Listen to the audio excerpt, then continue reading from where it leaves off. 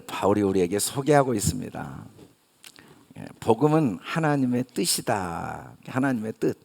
하나님의 뜻은 우리를 흑암에서 사랑의 아들의 나라, 사랑의 나라로 옮기시는 거다.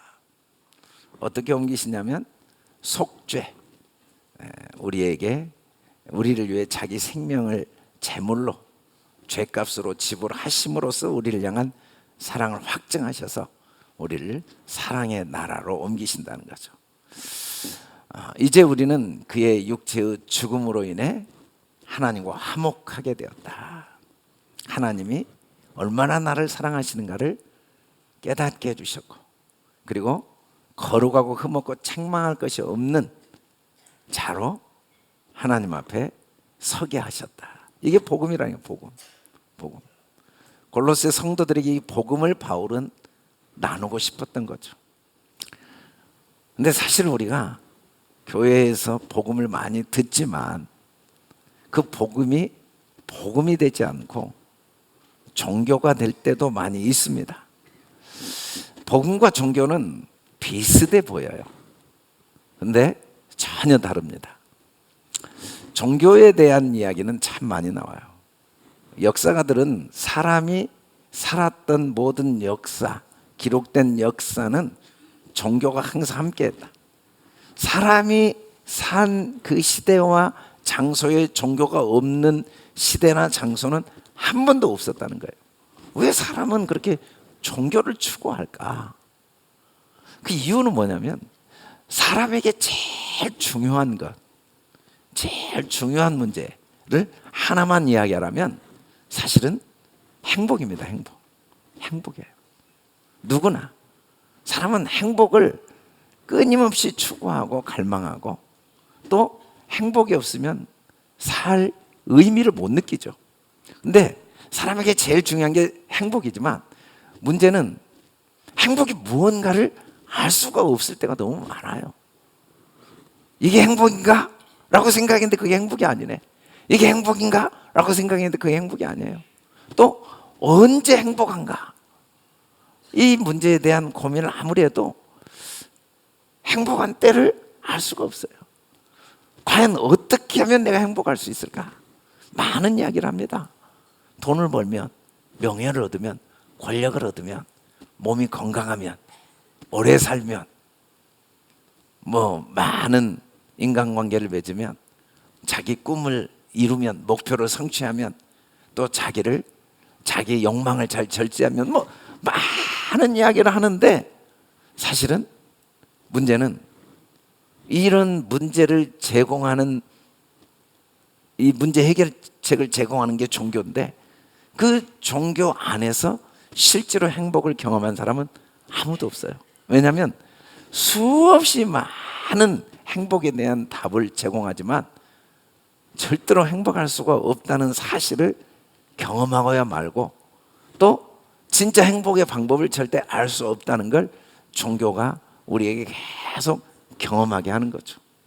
만일에 행복할 수 있다, 행복의 방법을 안다라는 종교가 있었다면 시대가 바뀌면서 종교가 바뀔 리도 없고 모두가 그 종교를 택하지 않을 리도 없습니다.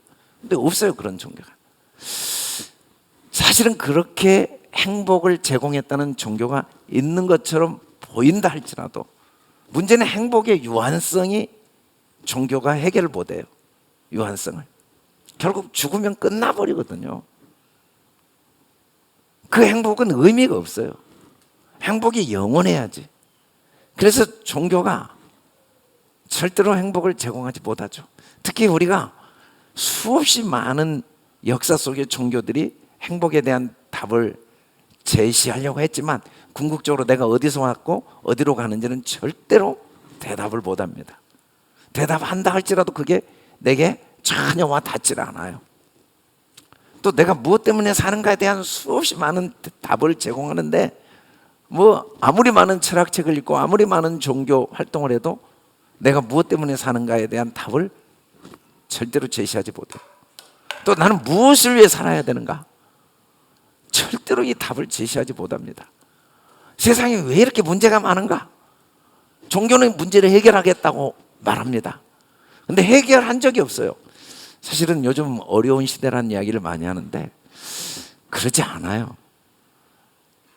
2차 대전 때가 더 어려울 수 있어요. 1차 대전 더 어렵고, 지금 뭐 코로나 바이러스 어렵지만 그러지 않아요. 패스트가 유럽의 3분의 1을 죽일 때가 지금보다 훨씬 어려웠을 거예요. 역사 속에 항상 어려웠어요. 아니, 예수님 탄생 때도 더 어려웠을지 몰라요. 2살 아래 아이들 다 죽여야 했어요.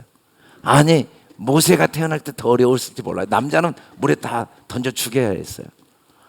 사실은 어렵지 않은 시대가 없어요.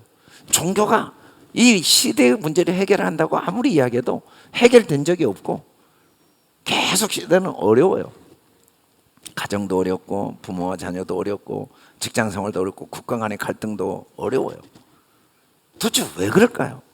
왜 이 종교는 우리 행복을 위해 필수적으로 필요해서 사람이 그렇게 추구했는데 절대 해결하지 못할까요? 도대체 종교가 뭘까요? 사람이 왜 종교를 포기할 수 없을까요? 사실 이 종교라는 건 정확히 말하면 마루종자 가르칠 교자. 이 마루라는 말은 제일 높은 수준, 최고의 수준의 가르침이에요.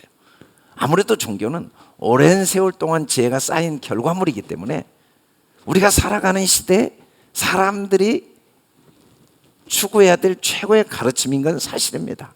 불교, 기독교, 천주교, 이슬람교, 또 유교, 또 요즘 안식교, 신천지교, 대순진리교, 교들이 많이 있죠.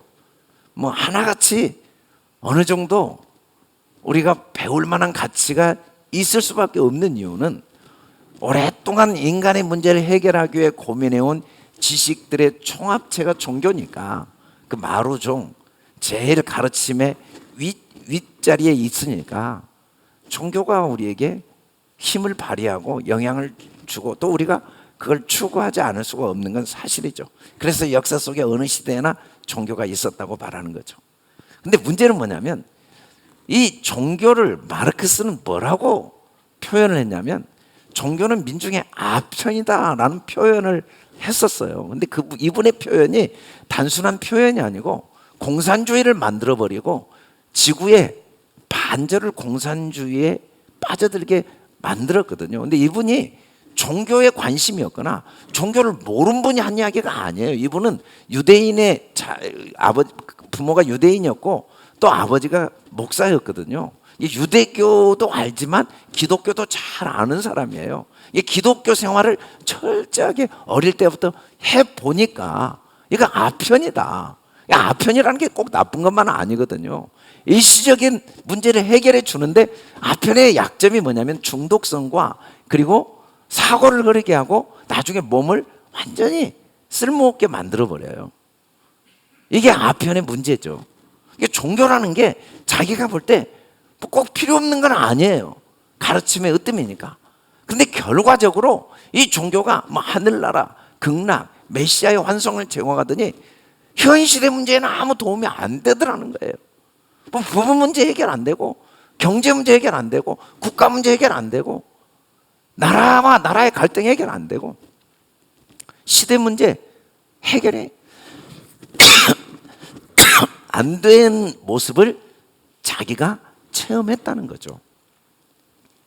우리도 교회 생활 오래 하는데, 우리 기독교 역사도 100년 넘었고, 한국만 해도 세계 기독교사 2000년이 넘었는데 이 교회가 하나도 해결을 못하는 경우를 많이 경험을 해요. 왜냐하면 종교 생활을 하니까. 종교는 절대 해결을 못합니다. 종교는 문제를 많이 제공해 주지만 결국은 분리를 시키거든요. 종교는 자꾸 나눕니다. 이데올로기는 분열을 시켜요. 기독교가 좋다, 불교가 좋다, 이슬람교가 좋다, 천주교가 좋다, 이단, 신천지는 나쁘다, 이 대순진리는 나쁘다, 자꾸 어차피 분열을 시키거든요. 분열. 그리고 종교는 하나의 형식을 다 만들어내요. 그래서 종교는 그 형식 안에 우리가 갇힐 수밖에 없어요. 또 이 종교는 단순히 그냥 인간의 행복을 해결해 주는 정도가 아니라 반드시 그게 권력이 됩니다. 권력. 교회도 마찬가지잖아요. 수가 많이 모여 보세요. 헌금 많이 하고 돈이 많잖아요. 돈이 많으면 우리도 정치적인 영향력을 발휘하게 되고 사회적으로 영향력을 발휘하게 되거든요. 가톨릭은 국가 전체를 가톨릭을 믿도록 한 종교 집단이 된 순간 그 가톨릭이 왕을 세워버렸거든요. 1000년 이상. 오스트리아에 가면 2000년 동안 그 합스부르크 왕과 가톨릭이 왕권을 쥐면서 2000년을 지배해왔기 때문에 가톨릭이 정치, 경제, 사회, 문화 모든 걸 다 권력을 가지고 있어요. 우리도 어쩌면 이 기독교라는 종교를 통해 권력을 확대하고 싶은 욕망 때문에 전도도 많이 하고 교인들이 많이 모이기를 바라고 교회가 부흥하기를 원하고 그래서 건물도 짓고 그럴 수 있거든요. 그리고 또 종교는 멍에를 짊어져 줘요. 싫지만 주일예배 안 나올 수 없잖아요. 헌금 안 할 수 없잖아요. 또 직분을 안 맡을 수 없고 이것들이 다 멍에거든요. 멍에. 교회 안 나오면 헌금 안 내도 돼요. 직분 안 맡아도 되고 술도 못 먹고 담배 좀 필 수도 있는데 담배 피우면 문제고 술도 먹을 수 있는데 술 먹으면 교회에서 뭐 전혀 영향력을 못 발휘하죠. 인정 못 받잖아요. 그래서 술 좋아하는 사람은 큰 멍해죠. 이 담배가 몸에 밴 사람들이 있거든요. 교회 나오는 게 멍해예요. 멍해. 이 종교는 멍해입니다. 멍해. 그런데 사도 바울이 이런 점에서는 완벽한 종교 생활을 해본 사람이에요. 이 골로새서를 쓴 사도 바울이 종교 생활을 얼마나 열심히 했는가를 간증할 때 성경에 나온 이 구약에 나온 율법을 다 지켰대요. 완전히 형식에 딱 갇혀서 그 형식을 다 지킨 거예요. 아, 구약의 율법이 얼마나 숨 쉬는 것까지 어떻게 보면 이 규제를 해놨거든요.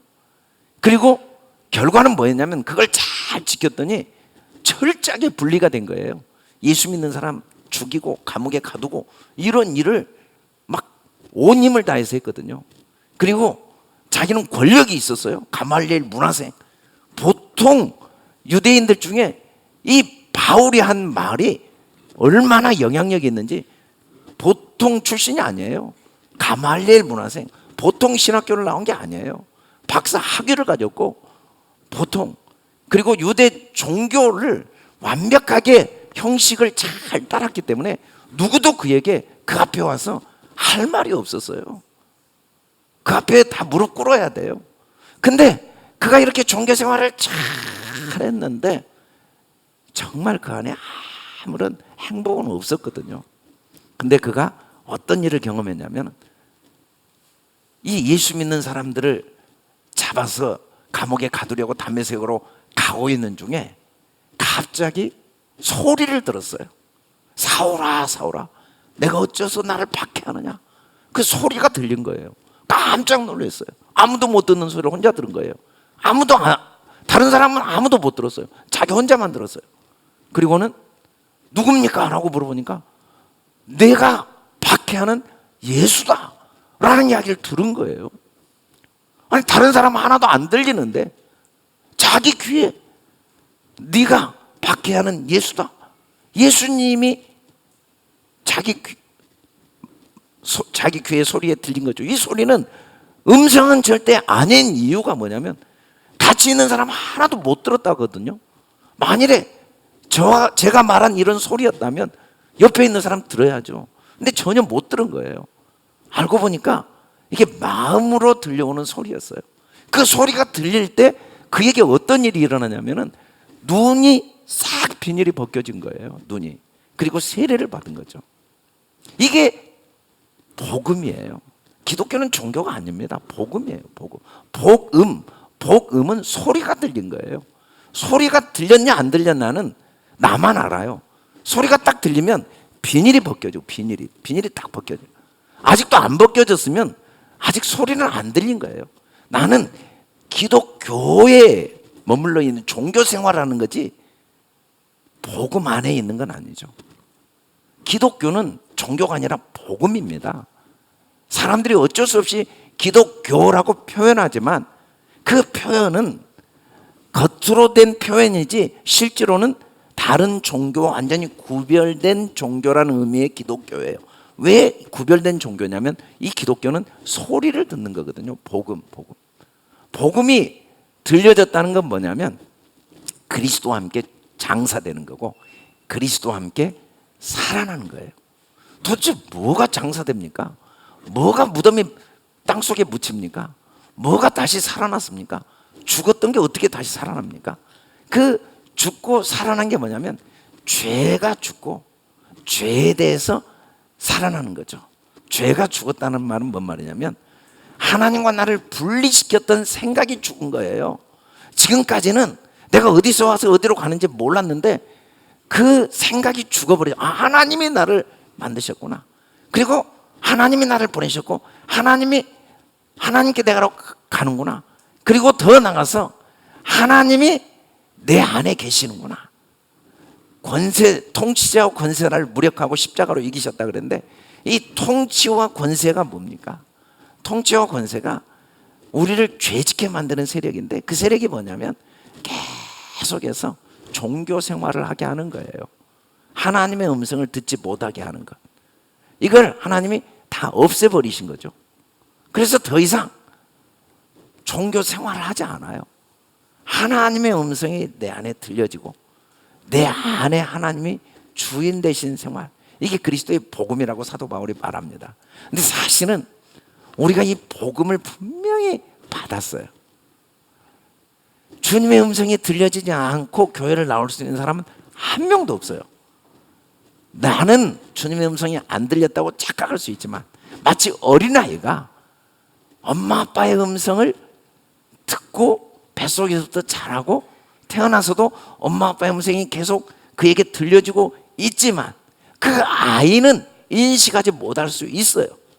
그러나 아이가 뱃속에 탄생한 이상 부모의 음성을 못 들을 수가 없어요.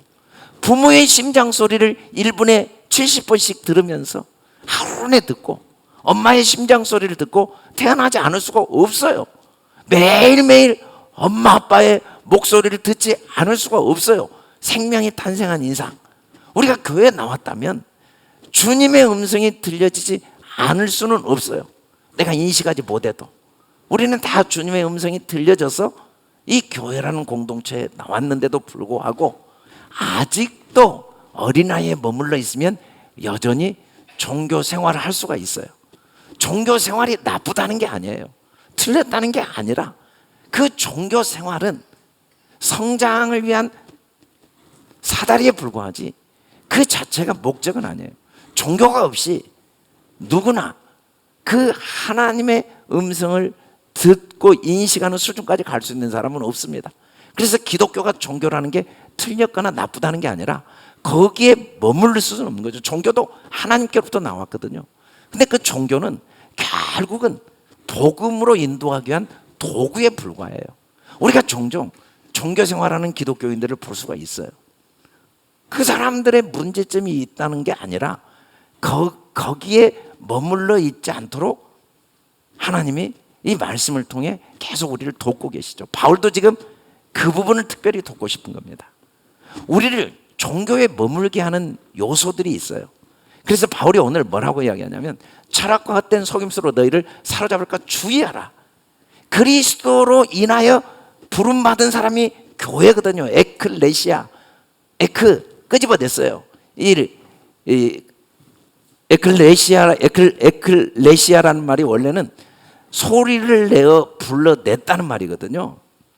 하나님이 우리의 마음의 소리를 들게 해서 이 교회에 나오게 하셔서 이제는 그리스도를 따라야 되는데 그 소리를 따르지 않고 여전히 종교에 머물도록 우리를 속이는 것들이 있다는 거죠. 속이는 것들. 모세가 이스라엘 백성을 애굽에서 건져냈어요. 어느 정도 건져냈냐면 홍해 바다를 건너므로써 애굽 군대가 다 빠져 죽어가지고 다시는 애굽이 이스라엘을 공격할 수 없도록 건져냈는데 근데 실제로는 어떻게 되냐면 그들이 약속의 땅 가나안 땅에 못 들어가고 광야의 다수가 멸망을 받은 내용이 기록되어 있어요. 이걸 왜 기록했냐면 우리 본보기 우리를 깨우치려고 기록했다고 말씀해요. 그 출애굽 사건과 광야 생활은 오늘 나를 속이는 요소들을 잘 깨닫도록 돕기 위한 거죠. 깨닫도록 돕기 위한 거. 우리는 이미 하나님의 음성을 듣고 이곳에 왔지만 우리가 깨어있지 않으면, 조심하지 않으면 다시 종교 생활로 전락하게 된다는 거예요. 그 우리를 전락시키는 세 가지 요소를 오늘 바울이 정확히 설명을 해요. 그 첫 번째가 뭐냐면 율법주의를 잘 조심해라. 이걸 산 줄 알면 넘어진다. 먹고 마시는 것, 이것으로 비판받지. 비판은 누가 하는 게 내 속에서 합니다. 내가 하는 거예요. 비판받지 못하게 하라고 할 때 사람들이 아니라 내 속에. 근데 먹고 마시는 건 중요하죠. 성경에 가정한 거 먹지 말라고 했어요. 근데 예수님이 먹는 것에 대한 이야기를 뭐라고 했냐면 그 먹는 것이 너를 더럽게 하는 게 아니다. 아니 분명히 먹는 것에 대한 이야기가 나왔는데 실제로 아무거나 먹으면 안 돼요. 여러분 음식 잘못 먹어서 모든 병이 오거든요. 비만도 음식 잘못 먹어서 생긴 거예요. 모든 육체적인 고통은 사실은 음식 문제가 제일 커요. 음식 잘 먹어야죠. 근데 아무리 잘 먹어도 그 음식이 우리에게 생명을 주지 못한 건 사실인데도 왜 구약 율법에 그렇게 음식 이야기가 많이 나왔냐면 그건 그림자예요. 진짜 음식은 말씀이거든요. 육체의 음식을 잘 구별해 먹어야 되듯이 말씀을 잘 구별해 먹어야 된다는 거예요. 코로나 바이러스 문제를 전부 지금 음식 문제로 보거든요. 박쥐를 먹었다, 뭘 먹었다. 그것 때문에 이제 이런 바이러스가 생겨서 음식 잘못 먹어서 자기만 바이러스 걸려서 죽는 게 아니라 온 세계를 괴롭히잖아요. 마찬가지예요. 육신이 죽는 건 아무것도 아니에요. 말씀 잘못 먹으면 내 인생이 망가진 정도가 아니라 아내 괴롭히고 남편 괴롭히고 자식 괴롭히고 내 주변 사람 다 괴롭히게 돼 있거든요. 그래서 이 음식을 통해 복음을 잘 먹어야 된다는 걸 가르치기 위한 하나님의 계획이죠. 음식 자체가 중요한 게 아니라 물론 음식 잘 구별해서 먹어야 되지만 그 속에 행복이 있는 게 아니에요. 음식 잘 구별해서 먹으면 육체가 건강합니다. 암 안 걸려요. 그러다고 행복한 사람이 있습니까? 천만의 말씀. 그건 행복과 관계가 없어요. 행복은 사실은 복음과 관계가 있어요. 하나님의 말씀을 잘 먹으라고. 그래서 우리가 음식을 잘못 먹고 있는 내 모습은 뭘 보여주냐면 내가 복음이 없다는 증거예요. 그건 과학적으로도 증명되어 있어요. 마음이 행복하지 않으면 음식을 자극적이고 몸에 안 좋은 음식을 먹을 수밖에 없는 그런 모습들을 우리가 수없이 많이 보죠. 정말 내 안에 복음이 간직되어 있으면 술 먹어도 괜찮고 담배 피워도 괜찮겠지만 먹으라고 해도 안 먹어지고 피우라고 해도 안 피워지겠죠. 그걸 안 먹고 안 핀다고 자랑할 건 없어요. 안 먹고 안 핀다고 행복합니까? 또 꼭 건강합니까? 그걸 먹고 피웠다고 꼭 뭐 죄를 진 겁니까? 그런 것과 아무 관계가 없어요. 근데 내가 아직도 술과 담배를 끊지 못하고 있는 모습은 하나님이 금지한 음식을 내가 자꾸 먹고 있고 내 몸에 안 좋은 음식을 먹고 있는 그 모습은 내가 더 복음을 붙들어야 된다는 걸 깨닫게 해주시는 하나님의 도구죠. 그 자체가 목적이 아니고 내가 그런 음식을 안 먹고 있다는 건 그리스도의 은혜가 내 안에 간직되어 있다는 증거지 내 자랑거리는 아니에요. 자랑거리예요. 혼인을 금하고 어떤 음식을 먹지 말라 이런 이야기 하는데 사실은 너무 달라요. 어떤 사람은 소금만 먹어도 건강해요. 어떤 사람은 설탕만 먹어도 건강해요. 어떤 사람은 커피만 먹어도 건강해요. 도대체 그게 어떤 근거인지 일정한 근거는 있겠지만 절대적일 수는 없어요. 그런 게 중요한 게 아니에요. 정말 중요한 건 이런 음식을 통하여 하나님의 말씀을 항상 하나님이 나를 사랑하신다는 사실을 깨닫고 먹는 거죠. 이건 다 비유입니다. 이런 것들이 우리를 온전하게 하는 게 아니에요. 하나님의 은혜를 깨닫도록 돕는 도구들로 율법을 주신 거죠. 율법을 지키지 않고 있는 건 내가 하나님의 은혜가 더 필요하다는 걸 스스로 깨닫게 해주시는 하나님의 선물이죠. 율법을 지키고 있다는 건 하나님의 은혜가 내 안에 간직되어 있다는 증거죠. 우리가 안식일, 주일, 성수 이거 안 한다고 하나님이 나를 사랑하지 않습니까? 하나님이 우리가 예수 안 믿을 때도 나를 위해 죽으셨는데 여기 매일 주일 성수한다고 하나님이 나를 사랑하십니까? 천천만만의 말씀이에요. 그러나 주일 하나도 우리가 구별하지 못한 이유는 하나님의 사랑이 간직되지 않아서 그래요. 보이는 세상이 너무 크게 보이고, 내가 노력하지 않으면, 내가 이 일을 하지 않으면 내 인생이 불안하고 망할 것 같아서 그 사랑이 간직되지 않는 증거로 주일 성수를 못하는 거죠. 우리가 주일에 이렇게 와서 예배를 드리는 건 이것 때문에 하나님이 사랑한다는 게 아니라 하나님의 은혜가 내 안에 간직되어져 있기 때문에 여기 편안히 앉아서 예배를 드리는 거죠. 아무리 내 인생 내가 책임져서 주일 예배만 드려도 구별되게 그날 하루 편안하게 하나님 앞에 나와 예배 드리지 못하면서 열심히 살아도 행복하지 않다는 건 너무 명확하고, 그래도 늙고 병들고 죽고 그런다고 꼭 잘 된 거 아니에요. 반대로 아무리 주일을 열심히 나온다고 꼭 잘 되는 거 아니에요. 오늘 임기수 목사님 봐보세요. 그렇게 주님을 사랑하고 섬겨도 그 잘못 운전한 사람 때문에 사고로 아들이 2살 아들 죽어버리고 뱃속에 아이도 죽어버리고 이런 일이 일어날 수 있는 거죠. 뭐 어쩔 수 없는 거예요.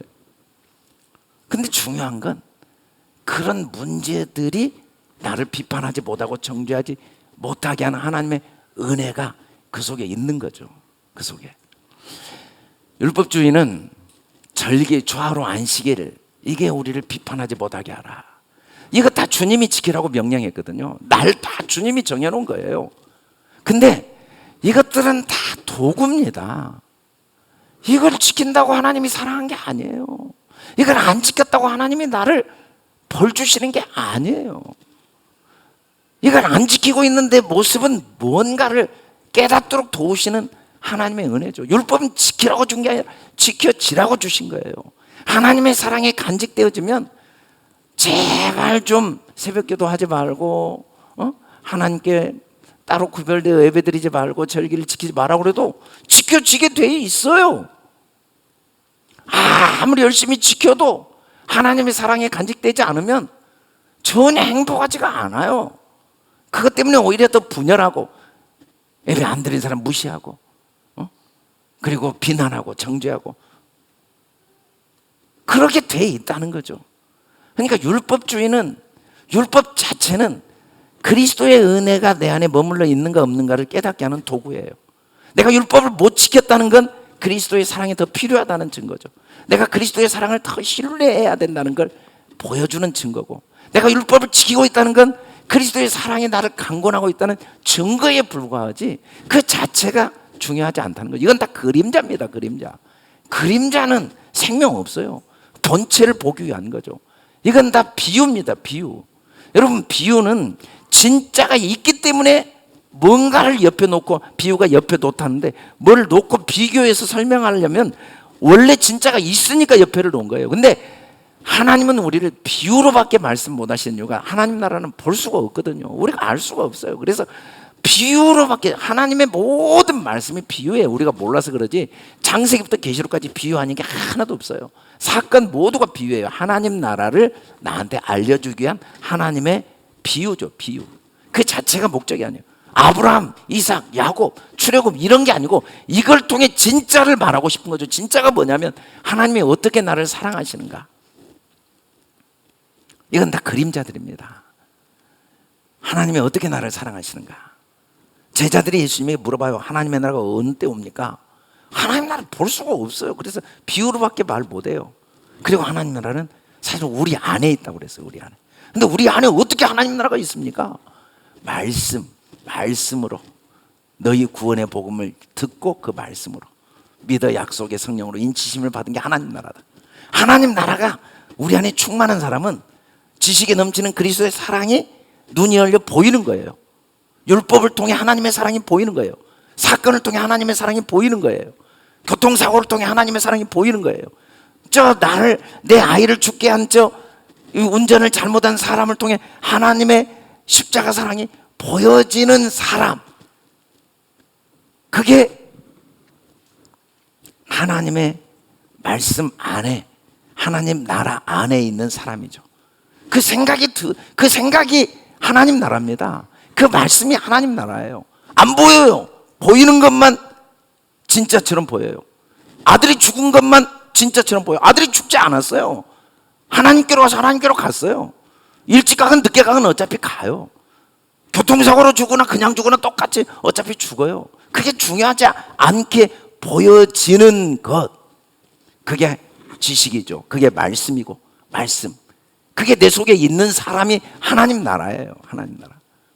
이 모든 것들은 더욱 하나님 나라를 풍성히 깨닫게 하기 위한 하나님의 도구들이에요. 내게 일어난 모든 사건은 하나님의 사랑이 아닌 게 없다는 걸 계속 깨닫게 하기 위한 하나님의 도구들이지 그 자체가 목적이 아니에요. 우리를 자유케 하시고 우리를 종의 멍에를 다시 매지 말도록 바울이 말하면서 한 말이 뭐냐면, 아니 유대인들이 예수 믿어도 할례는 받아야 된다. 하나님의 명령하신 거니까. 그랬더니 바울이 뭐라고 하냐면, 아니 그러면 하나님이 명령하신 할례만 받으라고 할 게 아니라 구약에 나온 율법을 다 지켜야지. 안식일을 지켜야 된다. 뭐 몇 개의 교리를 지켜야 된다. 뭐 주일 성수를 11조를 해야 된다. 새벽기도를 해야 된다. 이렇게 해서 하나님의 복을 주신다면 구약에 나온 거 다 지켜야죠.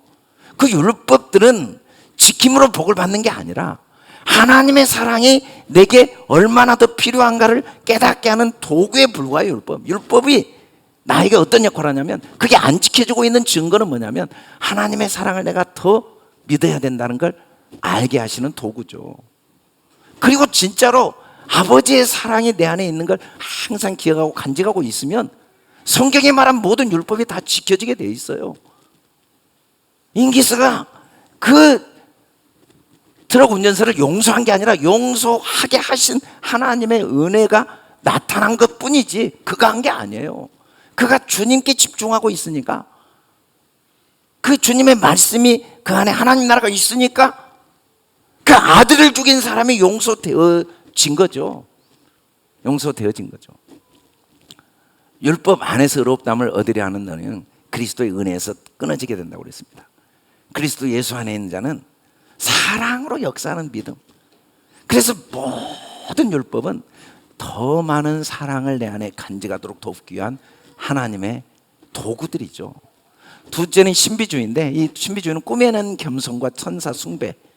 이 꾸며낸 겸손은 사실은 진짜는 교만이에요. 그리고 천사 숭배는 잘 훈련된 종교 의식. 저는 사실은 목사로서 잘 훈련이 돼 있습니다. 제가 뭐 새벽 기도를 안 하겠습니까? 말씀을 안 보겠습니까? 제가 밖에 나가서 뭐 술을 먹겠습니까? 담배를 피겠습니까? 제가 친구들을 만나고 다니면서 놀러를 다니겠습니까? 제가 가면은 어디를 가겠습니까? 선교하러 가고 전도하러 가고 복음 전하러 가고, 그렇게 훈련되어져 있죠. 이게 천사 숭배입니다. 천사 숭배. 그리고 이런 것들이 정죄하지 못하게 하라, 상을 빼앗지 못하게 하라 라고 했어요. 왜? 그런 것들은 본 것에 의지하고 육신의 생각을 따라 헛되이 과장한 거다. 뱀이 이와를 미혹해 했는데 그리스도를 향한 진실함과 깨끗함을 떠나 부패하겠다고 그랬어요. 어떻게 미혹한지 압니까? 네가 먹는 날에는 눈이 밝아져 선악을 알게 된다, 이렇게 미혹했어요. 이게 꾸며낸 겸손입니다. 이게 천사 숭배입니다. 우리가 자꾸 속아요. 우리가 자꾸 속습니다. 무엇에 속습니까? 어떻게 하면 더 선하게 밝아지는가? 어떻게 하면 하나님같이 되는가에 대한 생각이 우리를 속이죠. 보면은 바울이 구원받을 믿음이 있는 걸 보고, 야 안진뱅이 일어나라고 그랬더니 벌떡 일어나 버렸어요.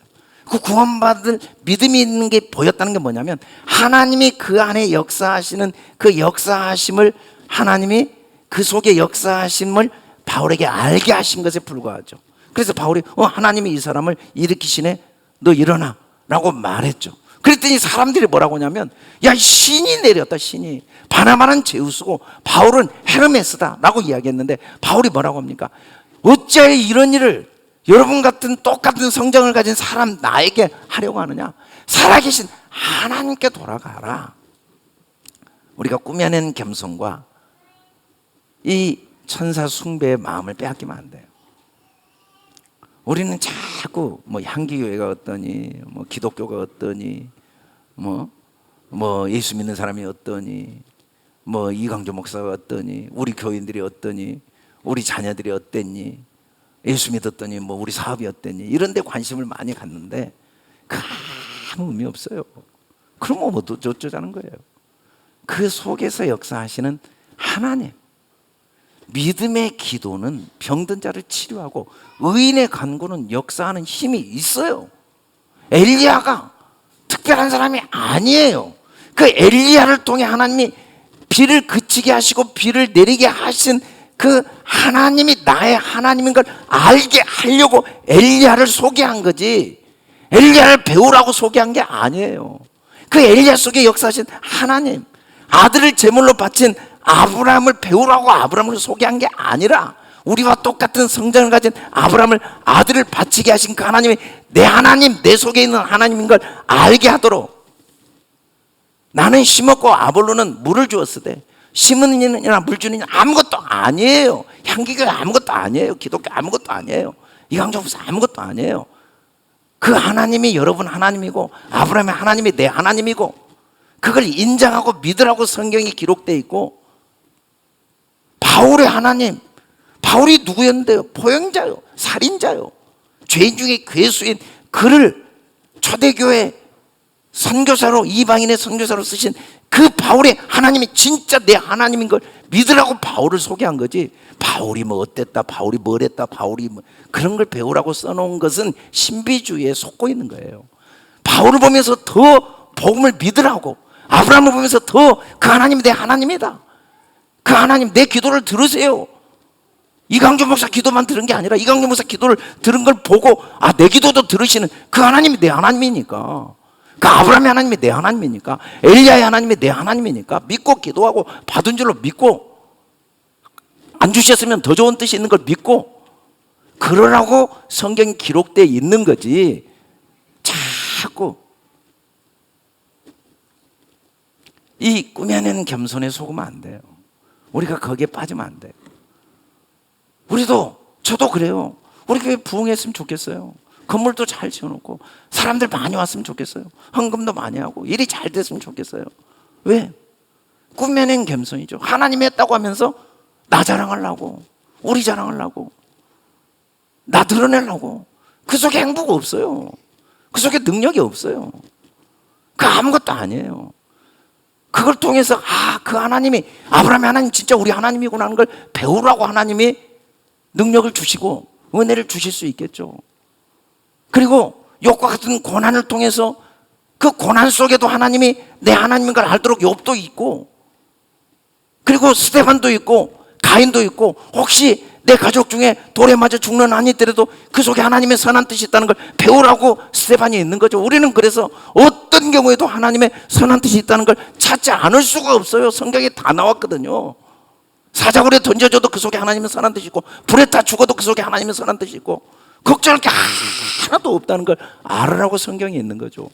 근데 자꾸 신비주의에 빠지면 기독교가 종교생활로 전락해 버리니까 예수 믿는 게 별 차이가 없는 거예요. 예수 믿으나 안 믿으나 차이가 없어요. 차이가. 예수 믿는 건 그 수준이 아니에요. 그리고 세 번째는 금욕주의. 그리스도와 함께 죽었는데 어째서 세상 규례를 줬냐.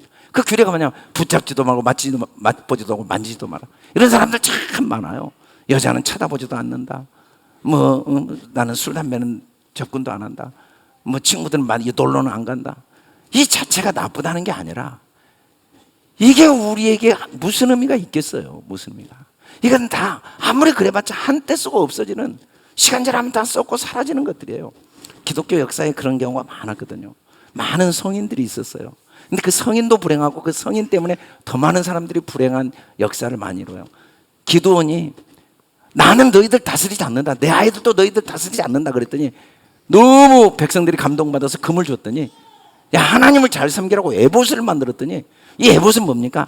에봇은 제사장이 입는 옷이거든요. 하나님만이 우리의 중보자라는 거라고 믿으라고 만들어 놓은 그 에봇 때문에 사람들이 그 에봇 자체를 섬긴 거예요. 에봇 자체를, 십자가 자체를, 십자가를 통해 아버지의 사랑을 보라고 했더니 십자가 자체만 보고 있는 거죠. 그게 바로 금욕주의자들의 특징입니다.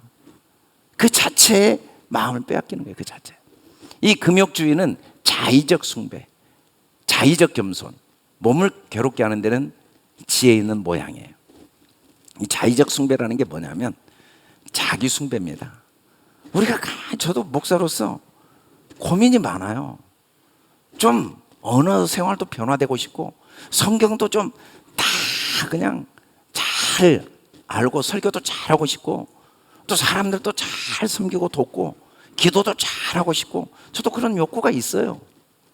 근데 문제는 뭐냐면 그 욕구의 진짜 뿌리가 뭐냐면 나의 만족을 위해서, 또 그런 게 잘 되면 내가 마음이 편안해, 하나님 앞에 떳떳하고, 또 그런 걸 잘 못하고 있으면 내 마음이 불편해.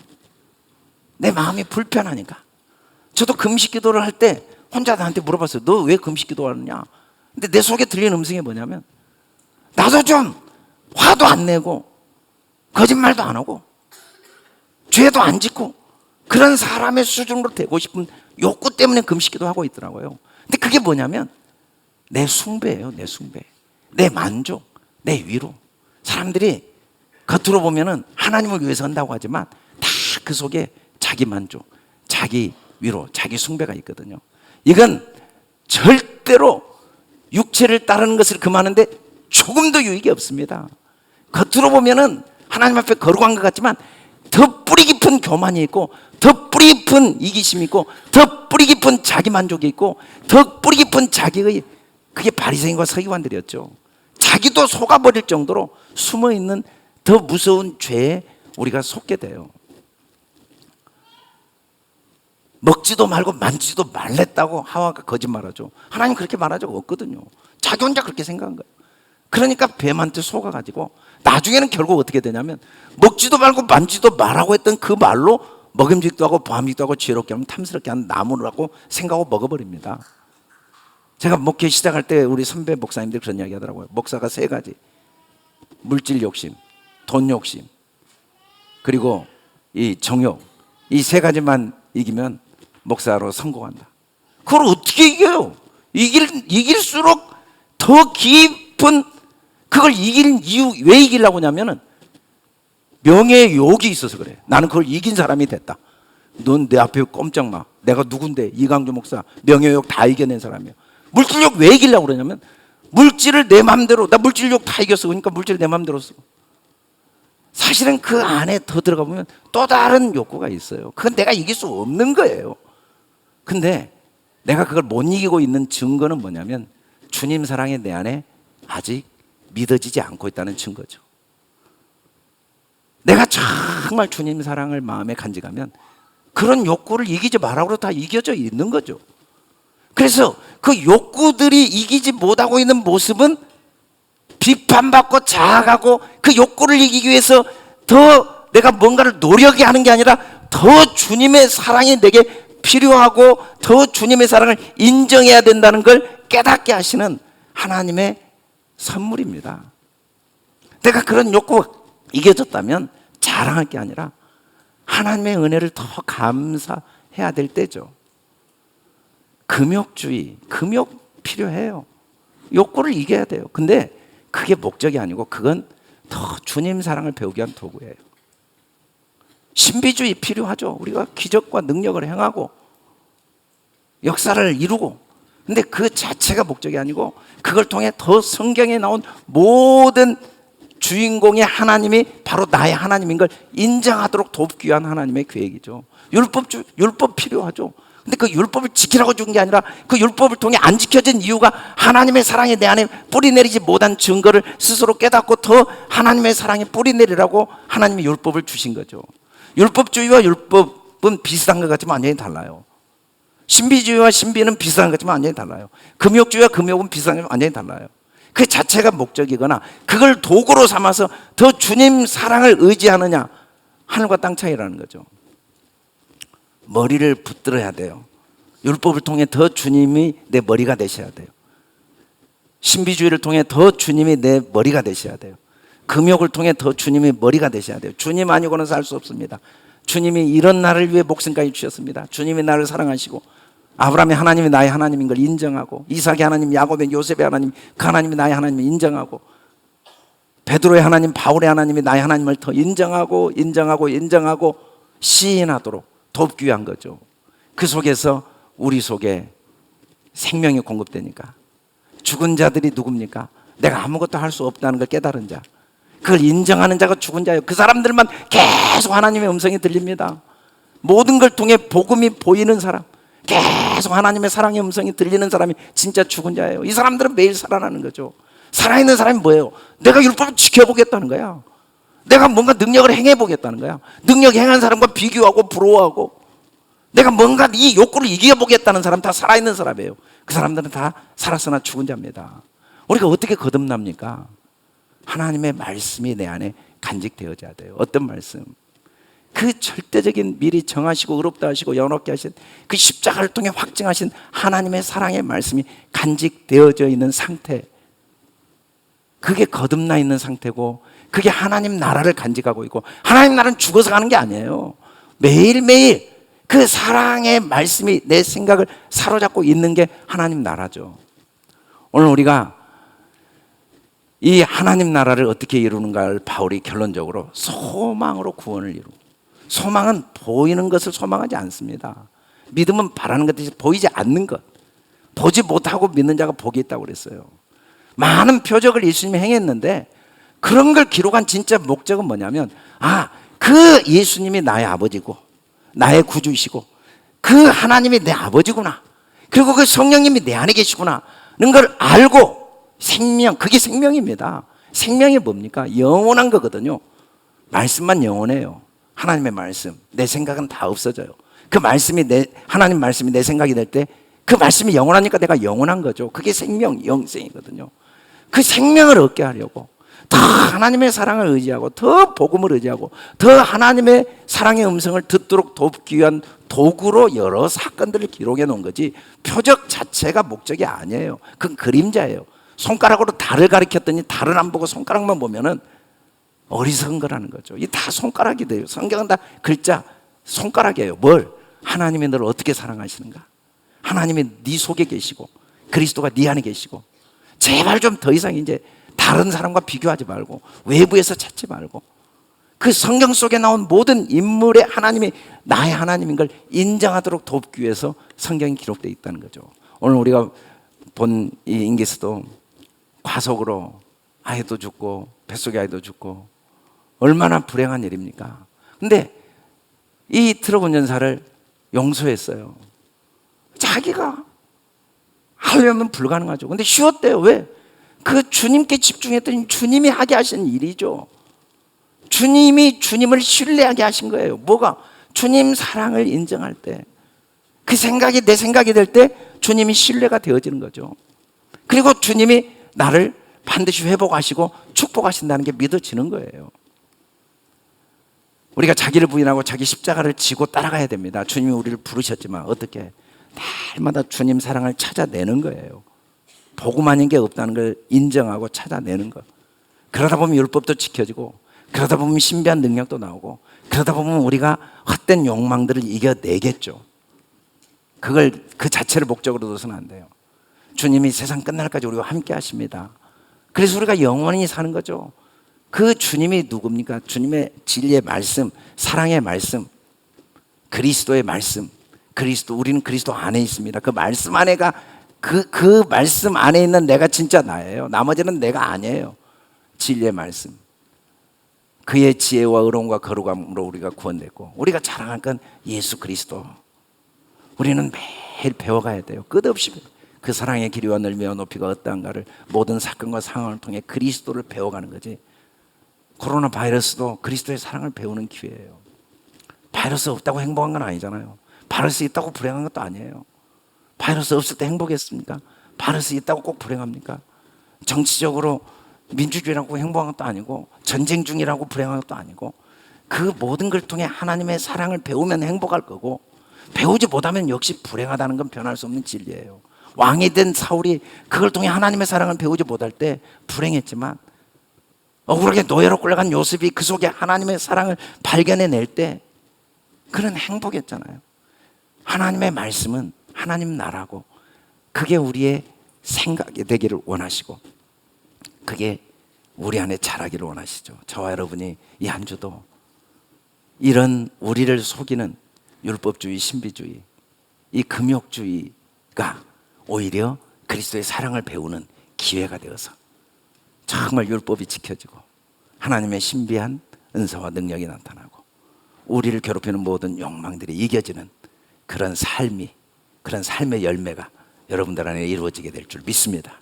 그런 한 주가 되길 주의 이름으로 축원합니다. 우리 다 같이 일어나